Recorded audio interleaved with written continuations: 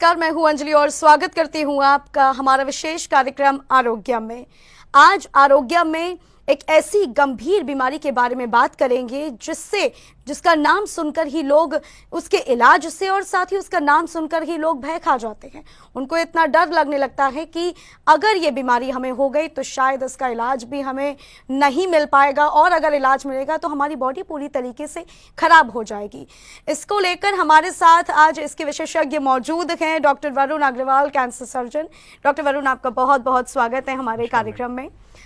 Doctor Varun, सबसे पहले हम कार्यक्रम की शुरुआत करने से पहले कैंसर के बारे में जान लेते हैं। आखिर कैंसर है क्या और उसके कारण क्या है, कैसे उसके सिम्टम्स होते हैं और कौन से स्टेज पर क्या इलाज करें। बहुत सारे क्वेश्चंस हैं, लेकिन शुरुआत हम करेंगे कि आखिर ये जो कैंसर है किन कारणों से हो जाता है और आखिर ये है क्या। जी डॉक्टर वरुण। मैडम देखिए, कैंसर का मतलब होता है कि अगर हम अंग्रेजी में इस शब्द का डेफिनेशन पढ़ें तो अनकंट्रोल्ड प्रोलिफरेशन ऑफ सेल, यानी कि हमारी शरीर की जो कोशिकाएं हैं उनका मल्टीप्लिकेशन पे कोई कंट्रोल ना बचे। बॉडी के कंट्रोल सिस्टम है, जब वो अनकंट्रोल हो जाती हैं तो वो ट्यूमर को ग्रोथ बनता है। ट्यूमर शरीर के किसी भी हिस्से में हो सकता है, सर से लेके आपके नीचे पैर तक। तो जिस हिस्से का होगा उसी हिसाब से कैंसर उसके नाम देते हैं, उसी हिसाब से उसका इलाज है। अनुमति हर एक कैंसर में अगर हम देखें तो 4 तरीके की स्टेज होती हैं, स्टेज 1, स्टेज 2, स्टेज 3 और स्टेज 4। जो स्टेज 1 और स्टेज 2 होते हैं या फिर कुछ पार्ट स्टेज 3 वो अर्ली स्टेज कैंसर में आते हैं। स्टेज 3 और स्टेज 4 एडवांस कैंसर में आते हैं, यानी बढ़ा हुआ कैंसर में आते हैं। जरूरी नहीं है कि हर कैंसर का इलाज शरीर में एक जैसा हो। अंग के हिसाब से कौन सा कैंसर का प्रकार है उसके हिसाब से इलाज अलग अलग होता है। अच्छा, तरीकों की बात कर ले, कैंसर कितने तरीके के होते हैं, सबसे हम यही बात कर लेते हैं। देखिए मैम, इसका कोई मतलब ब्रीफ नहीं है, ऐसा कुछ हम नहीं ऐसा नहीं है। जैसे आपका कैंसर के प्रकार होते हैं। हाँ भाई। जैसे हम फेफड़ों की कैंसर की बात करें तो squamous cell carcinoma, adenocarcinoma, small cell carcinoma, अलग अलग प्रकार के कैंसर के वेरिएंट्स होते हैं, उसके हिसाब से इलाज मौजूद है। जैसे हम कोरोना की बात करते थे तो उसके कई सारे वेरिएंट्स होते थे, वैसे ही कैंसर के अलग अलग वेरिएंट्स उसके हिसाब से इलाज है। ओके, तो डॉक्टर वरुण, हम बात करें फीमेल्स और मेल्स की। फीमेल्स में कौन से सबसे ज्यादा कैंसर मोस्ट होने वाला होता है और मेल्स में कौन सा कैंसर होता है? देखिए मैम, हम फीमेल्स में अगर बात करी जाए तो स्तन कैंसर या फिर breast cancer most common cancer है इंडिया में। सेकेंड नंबर पे जो कैंसर आता है वो होता है ग्रीवा का कैंसर, यानी कि सर्विक्स कैंसर, बच्चेदानी के मुंह का कैंसर, जो सबसे मोस्ट कॉमन कैंसर है इंडिया में। पुरुषों की बात करी जाए तो ओरल कैंसर यानी कि मुख का कैंसर सबसे ज़्यादा कॉमन कैंसर है पुरुषों में। और अगर सेकेंड नंबर की बात करी जाए तो फेफड़ों का कैंसर जो है पुरुषों में सबसे ज़्यादा कॉमन कैंसर है। जी, तो हम ये कह सकते हैं, अगर हम डॉक्टर वरुण बात करें, जैसे कि आपने बताया ओरल कैंसर और ब्रेस्ट कैंसर सबसे ज्यादा होते हैं, तो क्या हम ये कह सकते हैं कि सबसे ज्यादा फैलने वाले भी, सबसे ज्यादा संक्रामक भी यही होते हैं? नहीं, ऐसा नहीं है। ये देखिए, अगर हम बात करें वेस्टर्न यूपी में, अगर हम बात करें जिस एरिया में हम लोग रह रहे हैं, ये जो बेल्ट है वो टोबैको चूइंग बेल्ट है। तो यहाँ पे टोबैको चूअर्स ज़्यादा हैं, तो ओरल कैंसर प्रमुखतः इस एरिया में हमें ज़्यादा मिलता है। ज़रूरी नहीं कि जो कैंसर सबसे मोस्ट कॉमन है वो सबसे ज़्यादा फैलता है, वो एग्रेसिव कैंसर भी हो, यानी कि ज़्यादा तेज फैलने वाला भी कैंसर हो, ऐसा नहीं है। कैंसर जो होता है उसका इलाज जो होता है वो स्टेज के हिसाब से होता है। तो बेसिकली फीमेल में जो है वो ब्रेस्ट कैंसर सबसे पहले, अभी इंडिया में बात करें कुछ समय पहले सर्विक्स कैंसर यानी गर्भाशय के मुंह का कैंसर सबसे कॉमन था। इस समय पे ब्रेस्ट कैंसर सबसे मोस्ट कॉमन कैंसर है। अच्छा, कितने प्रतिशत होगा इस वक्त, अगर हम एक रेशियो निकालना चाहे कि अंदाजा लगाएं तो कितने प्रतिशत महिलाओं में पहले से लेकर अब तक का? भारत में हर 28 में से एक महिला को सीए ब्रेस्ट है। जी, तो अब हम बात करें, जिस तरीके से आपने बताया कि ब्रेस्ट कैंसर सबसे ज़्यादा महिलाओं में पाया जा रहा है, तो क्या साइंस ने या फिर इस जो ब्रांच है ये, तो वहाँ पर कुछ ऐसी टेक्निक्स भी नई आई हैं या फिर कुछ ऐसा ट्रीटमेंट? क्योंकि जो महिलाएं होती हैं वो बहुत ज़्यादा बताने में डरती हैं, वो नहीं बताती हैं कि ब्रेस्ट कैंसर हुआ है, और वो कैसे पता करें अपना कि उन्हें ब्रेस्ट कैंसर हो गया है, और उसके ट्रीटमेंट क्या है, क्या टेक्निक्स है, क्या वो पेनफुल होती है या नहीं होती हैं? देखिए मैम, अगर हम बात करें लास्ट 20 ईयर्स में, इससे अर्लियर हम सीए ब्रेस्ट देखते थे, हम हमेशा सुनते थे कि जो एज इंसिडेंस है वो 50 ईयर्स से बाद है। अभी हम देख रहे हैं कि कैंसर इंसिडेंस के केसेस जो हैं हमारे पास, जो मेनली जो फीमेल जो आ रही हैं वो 20 to 40 ईयर्स एज में आ रही हैं। अभी लास्ट मंथ मैंने एक पेशेंट ऑपरेट की, शी वाज जस्ट 17 ईयर्स, 17 साल की बच्ची का सीए ब्रेस्ट मैंने ऑपरेट किया मेडिकल कॉलेज आगरा में। तो एज तो कोई क्राइटेरिया बचा नहीं है कैंसर में कि आप बोल सकते हो इस एज में होता है, इस एज में नहीं होता। जनरली क्या होता है, हमारे जिस समाज में हम लोग रह रहे हैं कि ब्रेस्ट और प्राइवेट पार्ट्स एक ऐसा सोशल टैबू है जिसके बारे में महिला बताने में शर्माती है, जी, झिझकती है, जी। घर वालों को नहीं बताती है, और बाहर भी किसी डॉक्टर को दिखाने के लिए वो ढूंढती है कि उसे फीमेल कोई डॉक्टर मिल फीमेल जाए। डॉक्टर मिल जी। जाए, पुरुष डॉक्टर के पास नहीं जाएगी। जी।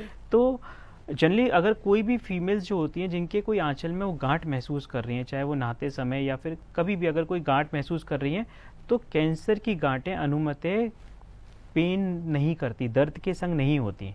जनरली हमारे पास महिलाएं जो आती हैं वो कहती हैं कि हमारे पास कैंसर गांठ तो थी डॉक्टर साहब, लेकिन उसमें कभी दर्द नहीं हुआ, तो हमने कभी सोचा नहीं।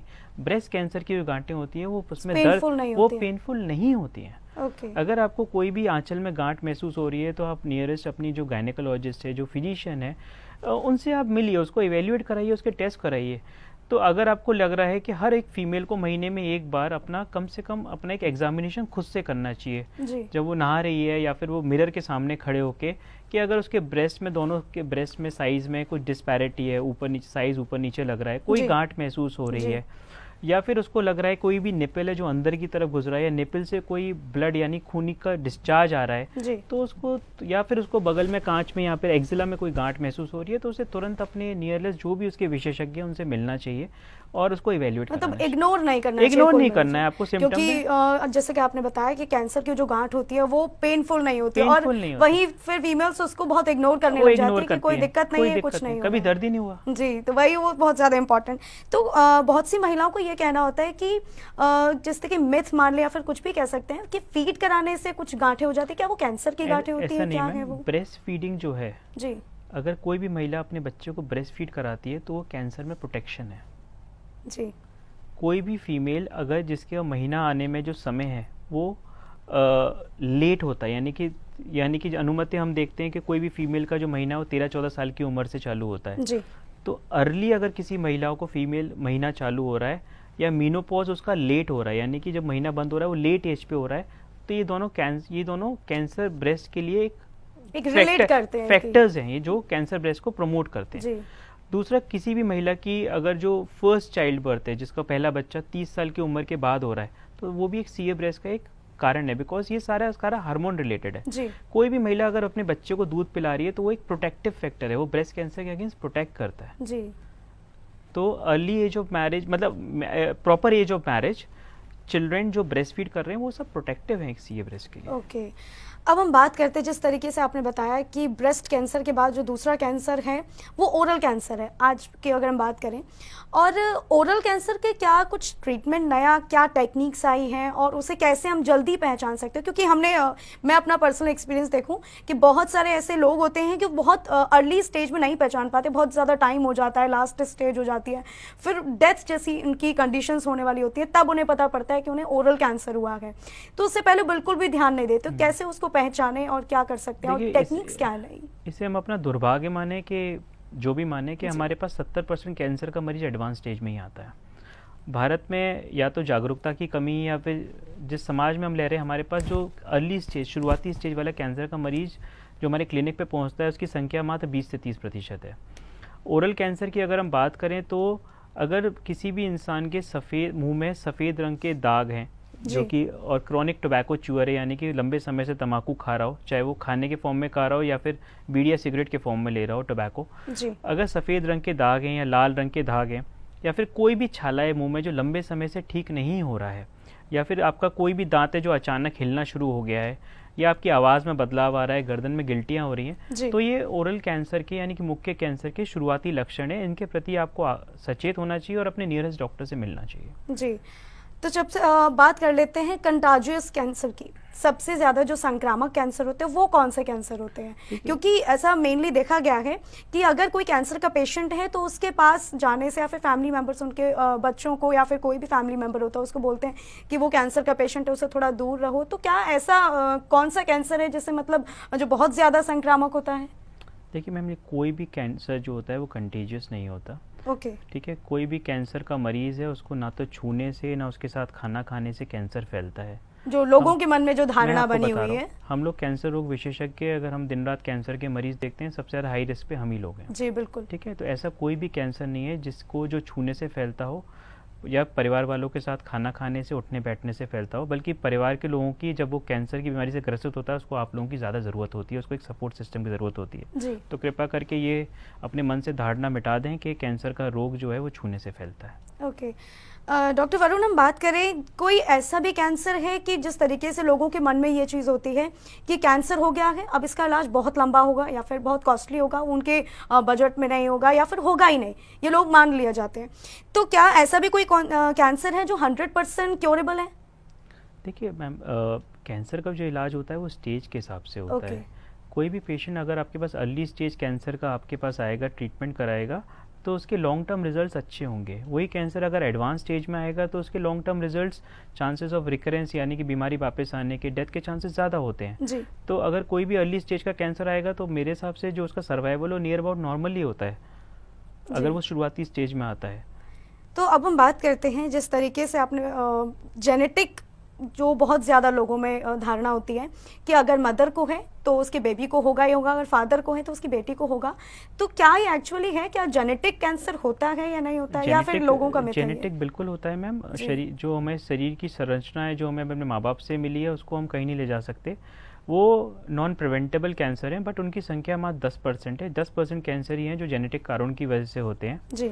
तो ऐसा नहीं है कि आपकी मदर को है तो आपको होना ही होना है, ऐसा नहीं है जी।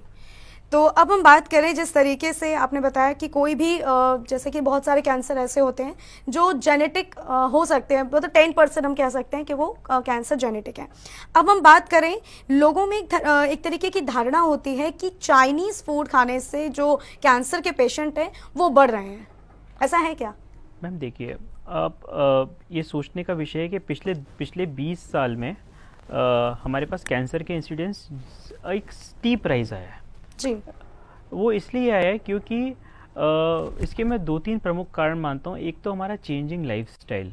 ओके। हमारा जो एक लाइफस्टाइल पहले था एक्टिव लाइफस्टाइल, वो एक सेडेंटरी यानी कि एक जिसमें हम ज़्यादा काम नहीं करते, कुर्सी पे बैठे पोजीशन में ज़्यादा वो एक रहते हैं। सेडेंटरी लाइफस्टाइल ज़्यादा हो गया। सेकेंडली एक ओबेसिटी यानी कि मोटापा एक प्रमुख कारण है काफ़ी सारे कैंसर्स का।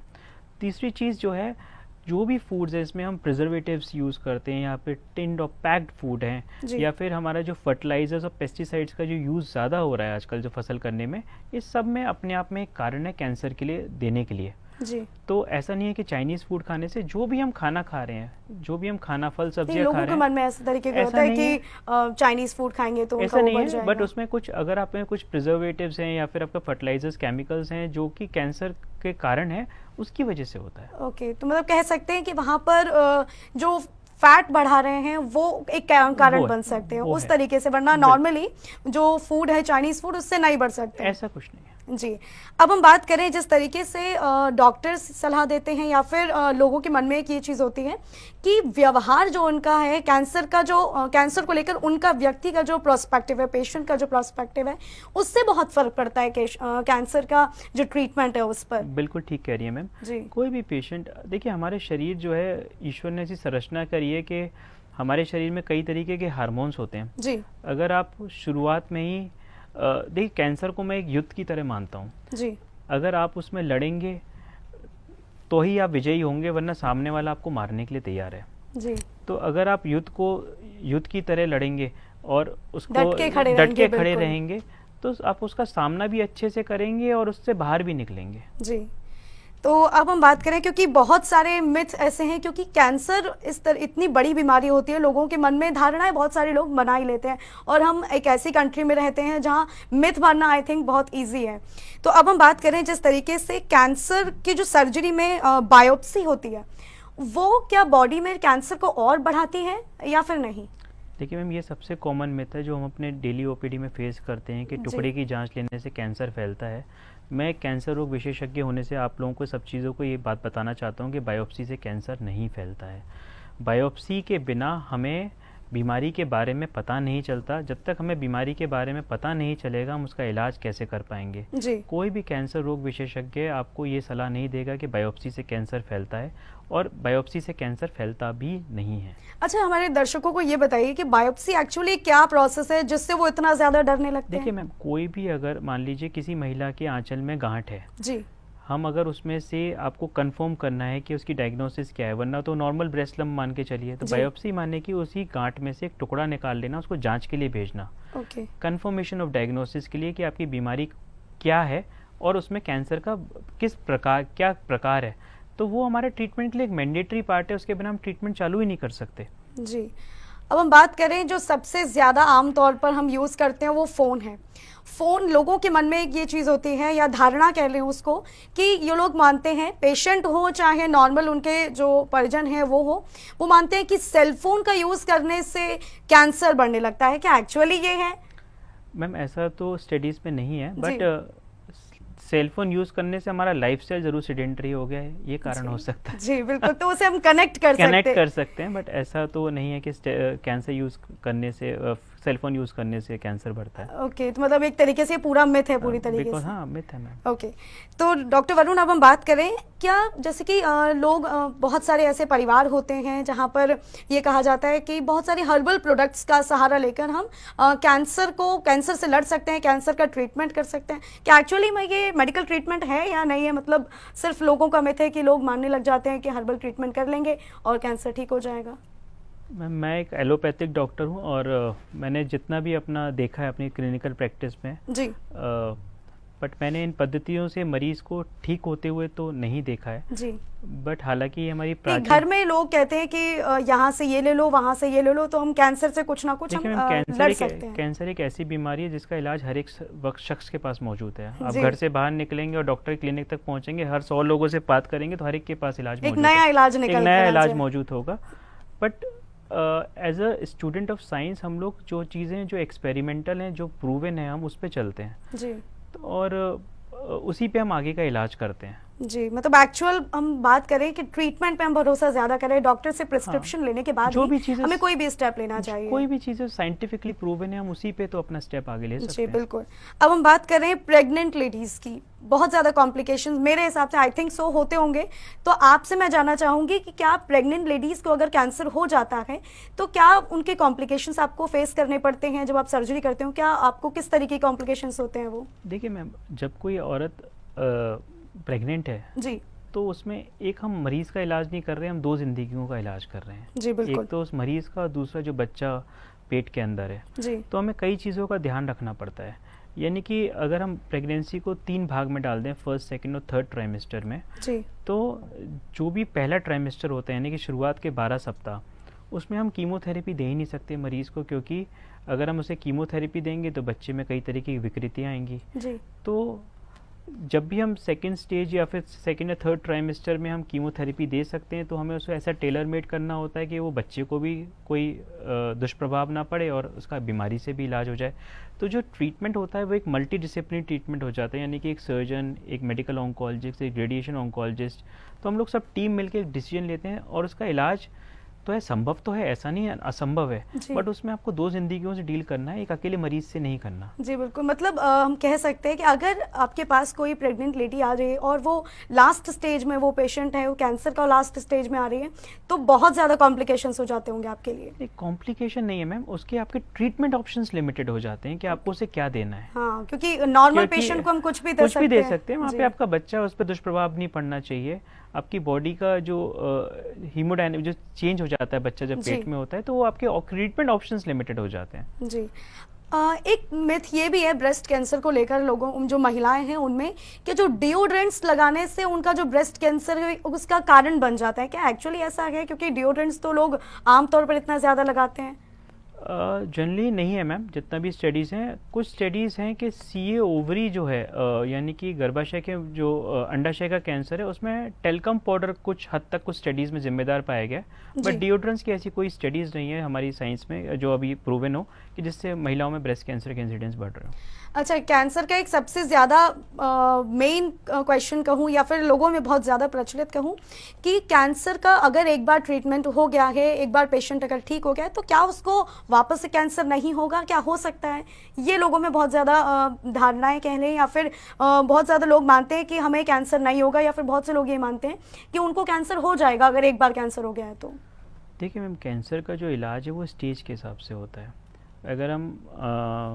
अगर हम एग्जाम्पल लें, कि अगर हम बात करें आंचल के कैंसर की, आंचल का कैंसर अगर स्टेज 1 में आपका डिटेक्ट होता है, पहली स्टेज में डिटेक्ट होता है, तो अगर हम 100 मरीज का इलाज करते हैं तो अगले 5 साल तक 85 मरीज सही रहते हैं, 85 से 90 मरीज। जी। वही कैंसर अगर बगली की गांठों में यानी कि लिम्फ नोड में पहुंच गया और स्टेज 2 हो गया है, तो अगले 5 साल में वो संख्या घट के 70 पहुंच जाएगी। जी। अगर वही तीसरी स्टेज पे पहुंच गया है तो वो संख्या घट के 60 पहुंच जाएगी, और चौथी स्टेज में हो गया तो संख्या घट के 40 हो जाएगी। जी। यानी कि अगर हम 100 मरीज का इलाज कर रहे हैं तो अगले 5 साल में अगर स्टेज 4 कैंसर है, वही आंचल का कैंसर है, तो अगले 40 मरीज सही होंगे, 60 का हमें नहीं पता।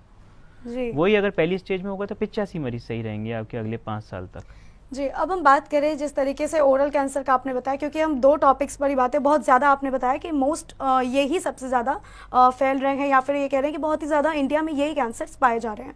तो ओरल कैंसर की बात करें, क्या इसमें कोई एज फैक्टर है, या फिर किसी भी उम्र के बच्चे को कह लें या फिर बुजुर्गों को कह लें, किसी को भी हो सकता है ओरल कैंसर, या फिर लोगों में ये भी एक धारणा होती है कि महिलाओं को ओरल कैंसर नहीं हो सकता है और सिर्फ पुरुषों को हो सकता है?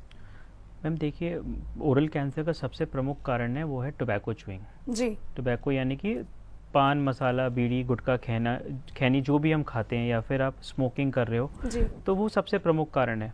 इस समय पे मुश्किल ये है कि 10 साल का बच्चा अपनी उम्र पे, 10 या 11 साल का बच्चा अपनी उम्र में तम्बाकू खाना शुरू कर देता है। तो ऐसा नहीं है कि कोई एज फैक्टर है। वो 10 साल का बच्चा जब 10 साल तम्बाकू खाएगा तो 21-22 साल की उम्र में कैंसर लेके आएगा आपके पास। जी। क्योंकि वो आप इतने लंबे समय तक एक प्रोडक्ट के लिए एक्सपोज हो रहे हैं। 90% ओरल कैंसर का कारण ही तम्बाकू है। जी। जितनी अर्ली एज में आप स्टार्ट करना शुरू करेंगे खाना, उतना ही आपके दुष्प्रभाव बढ़ते जाएंगे और आप अर्ली एज में प्रेजेंट करेंगे। मतलब ये फीमेल्स अगर वो टोबैको च्यूइंग की कर बात रही करें है, तो मैम हम जो अपनी प्रैक्टिस में देखते हैं, हमारे पास अगर हम 10 मरीज की बात करें तो 7 पुरुष आते हैं, 3 महिलाएं आती हैं। जी। तो मतलब एक रेशियो होता है कि हाँ, वहाँ पर महिलाएं भी, महिलाओं में अभी भी तम्बाकू खाना इतना कॉमन नहीं है पुरुषों की बजाय। अगर हम यही अब मेट्रो सिटीज़ की बात करेंगे तो इस समय पे जो स्मोकिंग का जो प्रतिशत है वो महिलाओं में तेजी से आगे बढ़ रहा है पुरुषों की अपेक्षा। जो कैंसर का एक कारण बनता जा रहा है। बनता जा रहा है। पुरुषों में जो संख्या स्टेबल हो गई, महिलाओं में वो ग्राफ बढ़ जा रहा है। हाँ। ओके। तो अब हम बात करें कि हमारे दर्शकों को कुछ ऐसे टिप्स दीजिए जो मतलब कैंसर से वो बच सकें और अर्ली स्टेज में उसे पहचान सके। क्या कुछ टिप्स हो सकती हैं हमारे दर्शकों के लिए? देखिए, सबसे पहले मैं आपको सलाह दूंगा कि एक नियमित दिनचर्या करें, अपना एक लाइफस्टाइल ठीक करें। जी। दिन में आधे घंटे के लिए अपने आप को व्यायाम जरूर करें। व्यायाम का मतलब एक मॉडरेट फिजिकल एक्टिविटी कहते हैं, यानी कि हफ्ते में 7 दिन में से अगर आप 5 दिन में भी अगर आधे घंटे कुछ फिजिकल एक्टिविटी करते हैं जिसमें आपको पसीना आ जाता है, यानी कि आप ब्रेस वॉकिंग कर रहे हैं, रनिंग कर रहे हैं, वॉट एवर जो भी आप कर रहे हैं, तो आधा घंटा फिजिकल एक्टिविटी ज़रूर करनी है। एक आइडियल बॉडी वेट, यानी फिजिकल एक्टिविटीज कैसे हेल्प करती है कैंसर को? मैम फिजिकल एक्टिविटी ऐसे हेल्प करती है क्योंकि ओबेसिटी अपने आप में इस समय पे 20 से 22 कैंसरों का प्रमुख कारण है। तो अगर आप एक नियमित बॉडी वेट मेंटेन करके चलेंगे तो आपका कैंसर से बहुत प्रिवेंटिव रोल है उसका। दूसरी चीज़, खाने में आप फल और सब्जियों का सेवन ज़्यादा करें। मतलब दिन में करीबन 250 ग्राम फल और सब्जियों का सेवन आपको करना ही है। रेड मीट ये सब जो हैं ये कैंसर के कारण हैं। तो वेजिटेरियन बनिए और वेजिटेरियन में भी फल और सब्जियों का सेवन आप ज़्यादा करिए। अच्छा, नॉन वेज का तो इतना ज़्यादा रेशियो इस वक्त बढ़ रहा है क्योंकि लोग ये समझते हैं कि उनको अपनी डाइट सुधारने के लिए या फिर उनको बॉडी सुधारने के लिए प्रोटीन की बहुत ज़्यादा नीड होती है, और लोगों का ये मानना होता है कि प्रोटीन वो लेंगे तो उनको नॉन वेजिटेरियन बनना ही पड़ेगा। तो इस तरीके से वो ग्राफ बढ़ रहा है। ऐसा नहीं है मैम, वेजिटेरियन में भी बहुत सारे लोग ये कह रहे हैं। मैं तो अपना रेड मीट अपने आप में कैंसर्स के कारण है। रेड मीट का कंजप्शन जो लोग ज़्यादा करते हैं उसमें बड़ी आंत का cancer, sigmoid colon rectum cancer के इंसिडेंसेस ज़्यादा देखे गए हैं, जो हम लोगों ने अपनी रोज़ाना प्रैक्टिस में देखते हैं जी। वेजिटेरियन डाइट जो है कई मामले में कैंसर में प्रिवेंटिव दिखाई गई है जी। दूसरी चीज़ कि आपका जो भी पेशेंट है, अगर हमारे जैसे हेपेटाइटिस बी वैक्सीनेशन जो है हमारे नेशनल इम्यूनाइजेशन शेड्यूल में है, तो उसको तो लगवाना ही लगवाना है, वो लिवर कैंसर को प्रिवेंट करती है। दूसरी चीज़ जो है, कोई भी महिलाएं, जो कोई भी बच्चियां जो 9-10 साल से ऊपर की उम्र की हो गई हैं, उनमें HPV वैक्सीनेशन यानी कि शादी से पहले ह्यूमन पैपिलोमा वायरस की वैक्सीन ज़रूर लगवानी है। वो हालांकि हमारे नेशनल इम्यूनाइजेशन शेड्यूल में नहीं आई है, बट जल्दी आ जाएगी। तो ये वैक्सीन कहाँ पर हेल्प करती है? ये वैक्सीन आपका गर्भाशय का मुंह का कैंसर, जो सेकंड मोस्ट कॉमन कैंसर है फीमेल में, उसको 70% तक प्रोटेक्ट करती है। ओके, 70 70 ये तो बहुत ज्यादा बहुत बड़ा नंबर प्रोटेक्टेड है जी। दूसरा आपका सीए वजाइना होता है। वजाइना यानी कि जो आपका गर्भाशय का मुंह होता है जी।